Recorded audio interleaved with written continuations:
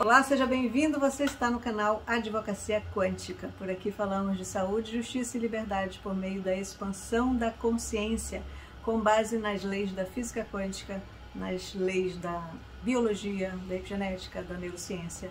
E, portanto, não nos apegamos às leis dos homens.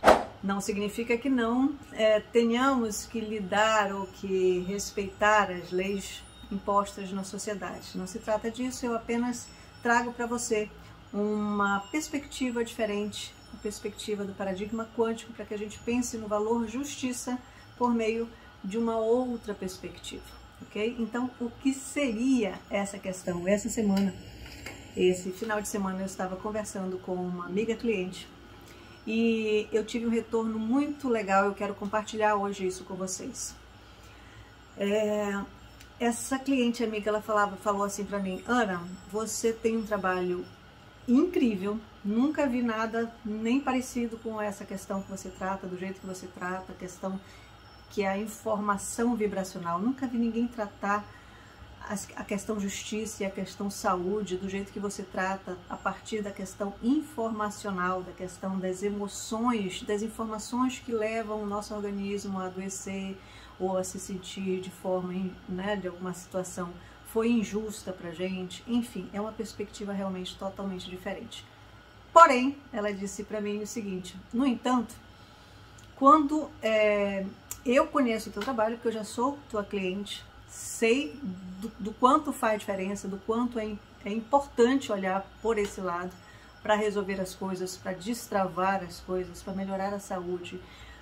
Mas, quando eu ouço os teus áudios, quando eu assisto as tuas lives, se eu fosse uma pessoa que não te conhecesse, eu não compreenderia exatamente a tua proposta de trabalho, né? Então, essa dificuldade de me comunicar, e não é nem de me comunicar, porque até, bom, eu me sinto à vontade para falar sobre isso, mas é que o assunto realmente é um assunto delicado, é um assunto desafiador, porque muda completamente a forma como a gente olha para a nossa realidade. Nós estamos acostumados a olhar para o mundo, para a realidade, a partir de um paradigma que é um paradigma materialista. A gente olha para as coisas como coisas, a gente não olha para as coisas com a percepção de que essas coisas são, na verdade, energia, são, na verdade, informações vibracionais, que o que nós lidamos, o que eu estou enxergando, o que você está enxergando é uma relação entre o que você acredita, o que você tem de informação introjetada em você a respeito daquela imagem e o que aquela imagem está transmitindo para você. Há um processo de relação aí, nada é absoluto, né? Então, realmente é um olhar desafiador. Mas eu quero trazer hoje para você uma questão prática de como a gente consegue trabalhar a questão da advocacia quântica dentro desse paradigma que é esse olhar diferenciado.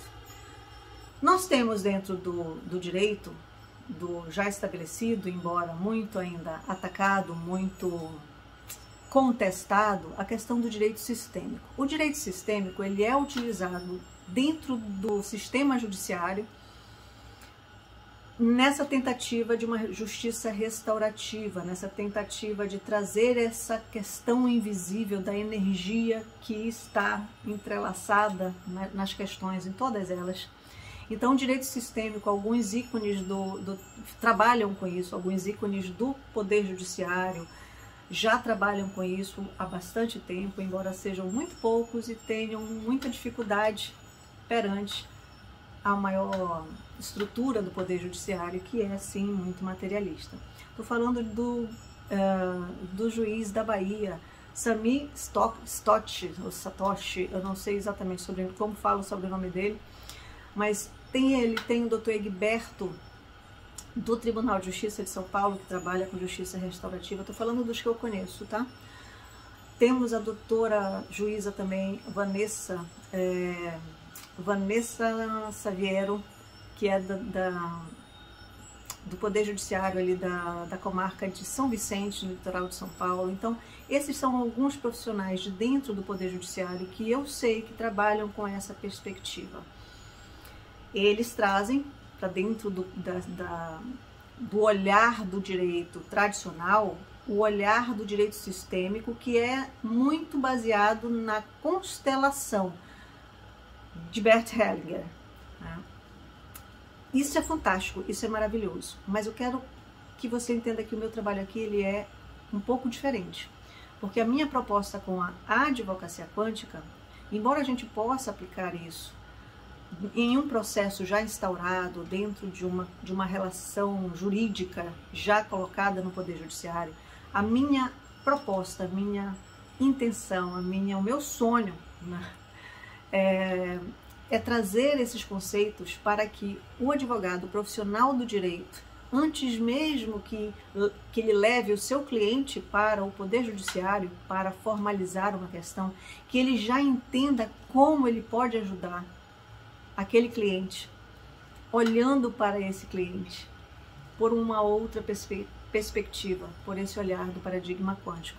Então, é uma proposição que eu coloco que pode ajudar profissionais do direito, advogados, trazendo de volta dignidade para esse profissional, trazendo de volta liberdade e autonomia. E para os clientes diretamente, porque eu trabalho com isso, um olhar completamente diferente a respeito de uma questão específica. E agora vem o exemplo que eu quero trazer hoje para vocês. Pense num processo de herança, uma divisão de herança. Alguns entes faleceram e aí ficou ali uma herança, e essa herança está sendo debatida, está sendo contestada. Há anos as pessoas estão ali cansadas com aquela situação. E aí eu pego uma dessas pessoas, na verdade, que me conhece e que sabe do meu trabalho, e aí começamos a conversar a respeito dessa questão. Essa pessoa, ela é inventariante. E eu comecei a conversar com ela, mas o que aconteceu? Fora da lei, eu não queria... A questão da lei tem advogado tratando do caso.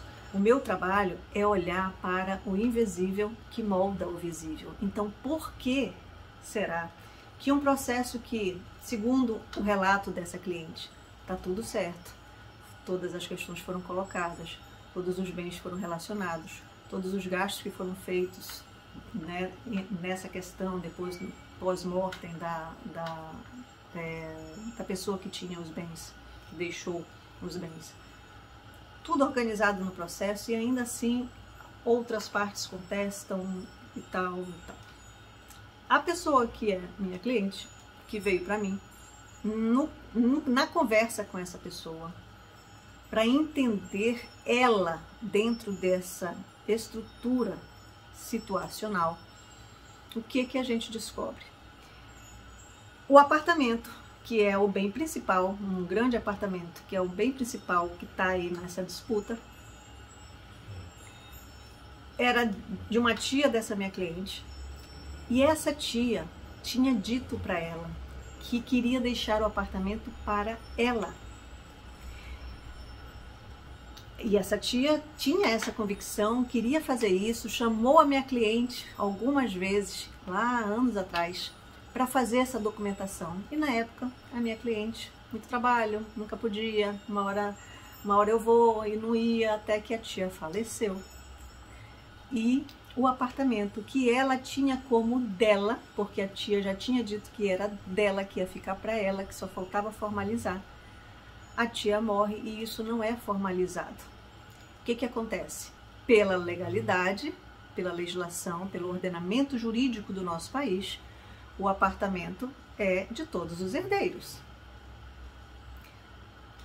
Ela sabe disso, ela sabe que legalmente todos têm direito. No entanto, conversando, indo a fundo, pesquisando, entendendo as emoções, entendendo esse invisível por trás, essas frequências vibracionais que incomodam, que fazem com que o processo não ande. Adivinha, ela mesma, pelo menos uma boa parte, eu posso falar por ela, porque ela é a minha cliente, mas a partir dela existe uma resistência absurda em finalizar esse processo. Por quê? Porque para ela o apartamento é dela. Não é justo. Ela sabe da legalidade, ela sabe que dentro da lei os demais primos, né, as demais pessoas ali fazem parte do conjunto ali dos herdeiros, mas emocionalmente, no fundo do coração dela, ela acha um absurdo ter que dividir um bem que já emocionalmente era dela. A tia tinha dito para ela. Era uma sensação de culpa por não ter ido fazer o que a tia tinha chamado para fazer, que era esse adiantamento, que era esse documento. Então tem culpa envolvida, tem raiva dela mesma, né? Não é nem dos outros herdeiros, é uma raiva dela mesma por ela não ter feito o que ela poderia ter feito na época para evitar tudo isso, para ter o apartamento no nome dela.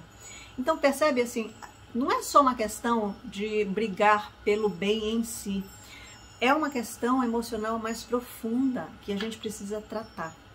Existe uma dor emocional profunda nessa cliente por toda essa questão, por ela não ter dado atenção à tia que a amava tanto e queria deixar o apartamento para ela, por ela não ter ido a tempo, por ela ter uma sensação de culpa, como se ela tivesse desonrado a própria tia quando não foi até a tia quando a tia chamava. Essas questões, percebe que no fundo, ela não quer finalizar esse processo? Percebe que no fundo, ela acha injusto dividir esse bem? E se a gente não trabalha isso, essa questão do invisível, quando a gente toca nesses pontos, quando a gente trabalha essas emoções, isso vem à tona, isso muda a forma de olhar para a questão. Então, antes da gente entender essas nuances desse processo, a minha cliente, o discurso era de que os primos eram os problemas, eles que ficavam contestando.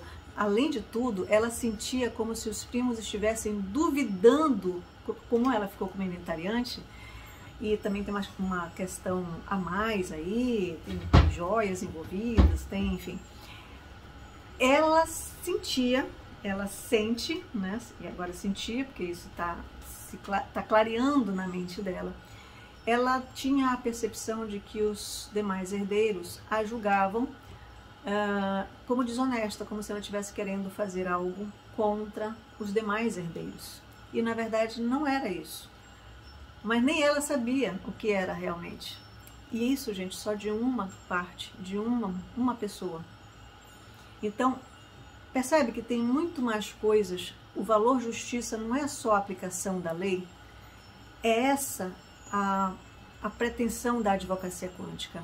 É unir conceitos, unir conhecimentos de física quântica, de epigenética, de neurociência, de leis da biologia, para entender esse movimento de emoções, esse movimento que se traduz no nosso comportamento, na nossa forma de perceber a questão.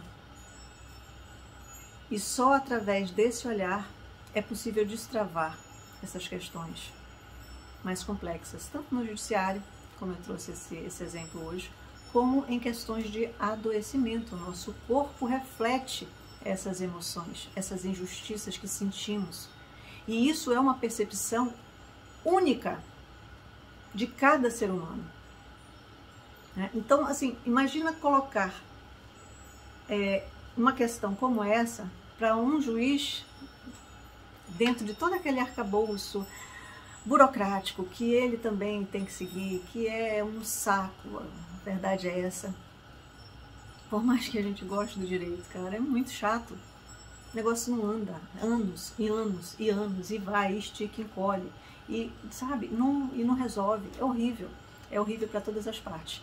E o juiz, ele tem o filtro dele, a percepção dele sobre aquilo, que é uma percepção muito pela questão do direito, da legislação, do arcabouço jurídico, mas ele tem a percepção neurobiológica dele, ele tem as convicções dele pessoais que vão ser impressas ali. Então, se a gente consegue trazer essas questões para que as pessoas compreendam O que as une a esse contexto conflitual? O que nelas colabora para esse contexto conflitual? Percebe que a coisa começa a mudar? Porque se o paradigma quântico nos informa que o mundo é um processo relacional, no momento em que eu estou me relacionando com esse problema, desse exemplo, com essa raiva interna que eu nem percebo, porque racionalmente é justo dividir, mas no fundo eu sinto raiva, eu sinto culpa, eu sinto que eu não estou fazendo a coisa certa, porque não era nem isso que a minha tia querida, minha tia amada, queria que o apartamento ficasse para mim. E é como se eu estivesse, inclusive, traindo, né, essa pessoa, que é um antepassado, que já não está entre nós. Então, olha quanta informação do invisível influenciando a realidade, o visível. Não é? Então, é essa forma de trabalho que a gente propõe. Então, existe esse trabalho dentro da justiça, do poder judiciário, através das constelações, sim. O meu trabalho como advocacia, como advogada quântica e terapeuta neurobiológica vibracional, é aprofundar esse olhar individualmente em cada pessoa. Por que aquela pessoa em especial, aquela cliente, está envolvida com isso? Por que para ela é desse jeito? Percebe? É uma percepção dela. Para ela, a relação dela com aquela questão é de um jeito. E isso tem uma explicação, isso tem uma informação vibracional que sustenta a forma como ela sente, a forma como ela se relaciona com isso, a forma dessa realidade acontecer para ela. E é justamente nessa questão, é justamente para olhar para esse invisível que o meu trabalho está aqui à sua disposição.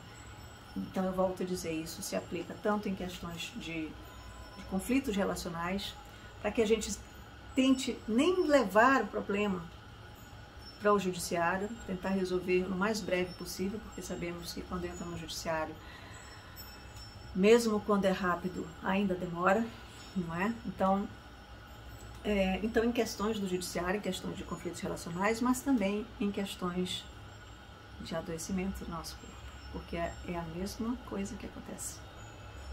Essas informações que são invisíveis são estas informações que o nosso cérebro transforma numa neuroquímica que é jogada pela corrente sanguínea para todas as nossas células, e o nosso comportamento é um reflexo disso, inclusive um comportamento fisiológico de adoecimento. Ok, gente? Então, hoje eu queria trazer essa experiência para vocês,